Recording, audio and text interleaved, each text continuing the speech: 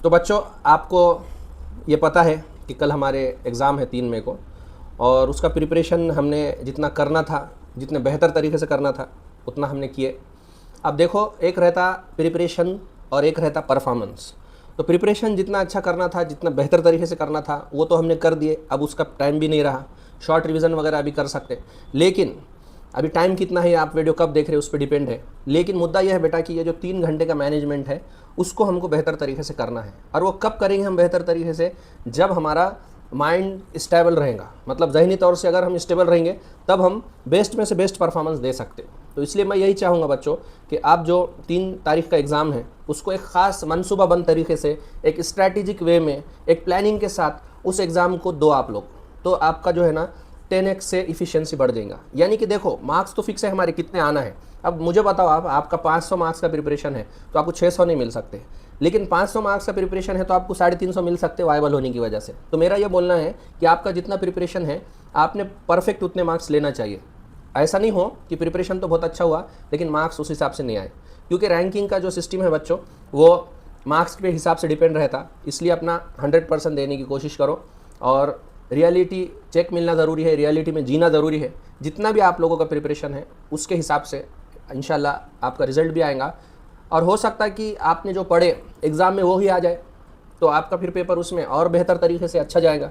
तो निगेटिव सोच को कोई जगह मत दो कि यार पेपर ऐसा आ गया तो कैसा, 25 के जैसा पेपर आ गया तो कैसा। पेपर जैसा भी हो, हमको उसको बेस्ट देना है और अच्छे तरीके से उसको सॉल्व करना है। जितना हम बेहतर दे सकते उतना हमको कोशिश करना है। अब पेपर कैसा देना चाहिए, उसकी स्ट्रैटेजी क्या होना चाहिए, ये 1-2 मिनट में आपको एक्सप्लेन करूँगा। तो बच्चों देखो, मैंने अभी आपको बताया कि एग्ज़ाम हमने कैसा देना चाहिए। नीट के एग्ज़ाम में हमारा क्या बेसिक जो है तो एजेंडा होना चाहिए। तो हमने पहले तो पेपर को समझना ज़रूरी है। अब हम इतने दिन से प्रैक्टिस कर रहे हैं तो ये चीज़ समझना मुश्किल नहीं है कि क्वेश्चन हमको आता या नहीं आता, क्वेश्चन का डिफ़िकल्टी लेवल क्या है। तो आमतौर पे मैंने पेपर को 3 हिस्सों में डिवाइड किया है। क्वेश्चंस के 3 टाइप रहते हैं। एक रहता बहुत सिंपल क्वेश्चन जिसको हम आसानी से कर सकते हैं, एक रहते मॉडरेट लेवल के डिफिकल्ट क्वेश्चंस जिसको हो सकता है तुमको थोड़े मुश्किल जाए लेकिन थोड़ा दिमाग लगाने के बाद आ जाएंगे वो, और कुछ क्वेश्चंस डिफिकल्ट रहते जो थोड़ा सा मुश्किल है, उसको करना ही मुश्किल है। तो मेरे हिसाब से ये जो सिंपल क्वेश्चन रहते हैं 20% रहते हैं अप्रॉक्सीमेटली, कम ज़्यादा हो सकता। आसान क्वेश्चन 60, मॉडरेट क्वेश्चन 60% रहते और डिफिकल्ट क्वेश्चन हम 20%। अब देखो बैलेंस जो रहता ना दोनों का जो है तो बिगड़ता। कभी कभी सिंपल क्वेश्चंस 10% आ गए तो 30% डिफिकल्ट क्वेश्चन आते। 2025 में जैसा पेपर मुश्किल था तो यहाँ पे डिफिकल्ट क्वेश्चंस का जो है तो परसेंटेज ज़्यादा था, इसलिए वो हमको मुश्किल गया पेपर, इसलिए कट ऑफ भी कम गया था। लेकिन मान के चलो 60% हमारे पास अगर सिंपल क्वेश्चंस है, मॉडरेट टाइप के क्वेश्चंस है, तो हमको ये आना ही चाहिए, इस पर हमने काम करना है, इनको वक्त देना। तो एग्जाम को हमने ये 3 कैटेगरी में डिवाइड करना है, एमसीक्यूज के क्वालिटीज़ को। ठीक है, तो हमारा टारगेट क्या रहना बच्चों, 80% तो हमने पेपर अच्छे से सॉल्व कर लेना। 80% अगर हम सॉल्व कर रहे तो हमको 550 के ऊपर मार्क्स आसानी से आ जाते नीट में। ये एक हमारा जो है बेसिक क्लियर हो जाता। और डिफिकल्ट क्वेश्चन अगर हम सॉल्व कर रहे तो ये तो फिर एक रैंकर्स वाली बात हो गई, फिर 650 प्लस का हमारा स्कोर अचीव कर सकते फिर हम। तो हमने क्वेश्चंस को 3 कैटेगरी में डिवाइड किया है और उस कैटेगरी के हिसाब से हमको एग्जाम देना है। देखो, जब तुम क्वेश्चन सॉल्व कर रहे तुम्हारे पास क्वेश्चन पेपर आ गया, अब तुम्हारे पास पूरे 3 घंटे है और वो 3 घंटे में यानी कि 180 मिनट में तुमको 180 क्वेश्चन सॉल्व करना है नहीं, तुमको मैक्सिमम पॉसिबल क्वेश्चन सॉल्व करना है। वो 175 भी हो सकते, 170 भी हो सकते या 150 क्वेश्चन भी हो सकते। अगर आप लोग 150 क्वेश्चन सही सॉल्व कर रहे तो आपको 600 मार्क्स मिल जा रहे वहाँ पर। मतलब ये है बच्चों कि आपको प्रॉपर सही क्वेश्चन सॉल्व करना है और जो क्वेश्चन नहीं समझ में आ रहा, जो मुश्किल है, उसको छोड़ देना है, उसको टाइम पास करते नहीं बैठना है। तो क्वेश्चन पेपर डील करने के लिए हमारे 2 फेज होना जरूरी है। यानी कि पेपर आने के बाद बच्चों तुम क्वेश्चन सॉल्व कर रहे और क्वेश्चन सॉल्व करने के लिए तुमने उसको पहला फेज बोला। पहले फेज में तुम्हारा टारगेट ये है कि तुमको आसान सवालात लगने वाले सॉल्व करना है। यानी कि मान के चलो तुम पेपर बायो का ले लिया हाथ में पहले, अब बायो का पेपर पढ़ रहे आप 91 से अगर स्टार्ट हो रहा हो तो 91 कर लिए, क्वेश्चन आसान था, सॉल्व करके टिक कर लिए, प्रॉपर देख के 91 के सामने वही गोल अच्छे से कर लिए। फिर 92, फिर 93, जितने भी आप क्वेश्चन पढ़ रहे वो अगर आपको आसानी से आ जा रहे तो मैं उसको सिंपल कैटेगरी में रखूंगा, तो वो सिंपल क्वेश्चंस कर लिए।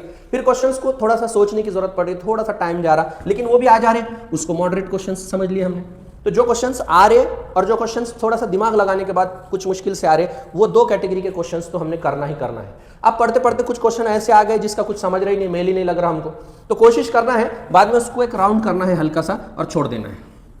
फिर उसके बाद अगला क्वेश्चन आया, फिर अगला क्वेश्चन आया। तो ये जो तुमको 2 कैटेगरी में लगने वाले क्वेश्चन है। अब मैं कैसे समझूं कौन सी कैटेगरी है? तो बेटा जो तुमको आसानी से आ जा रहा ना क्वेश्चंस, या थोड़ा दिमाग लगाने के बाद आपको जो लिंक लग रहा ना, तो आपने उसको ये 2 कैटेगरी में कंसीडर करना है।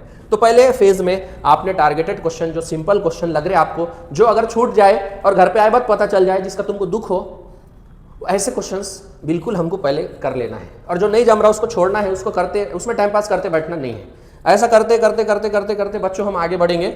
और हमारा मान के चलो 2.5 घंटे में अगर हमने 140, 150 या फिर 130 क्वेश्चन सही सॉल्व कर लिए, तो बचा वो जो टाइम है बच्चों, वो हम डिफिकल्ट क्वेश्चन के लिए देना।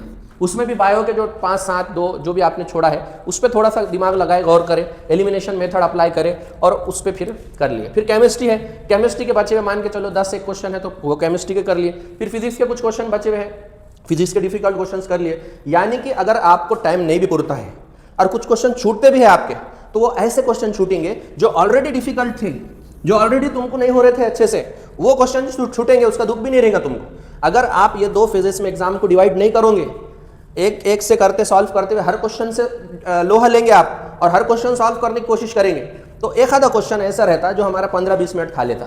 ऐसे अगर लग के 5-7 क्वेश्चन करे तो तुम्हारे तो टाइम ही खत्म हो गया ना फिर।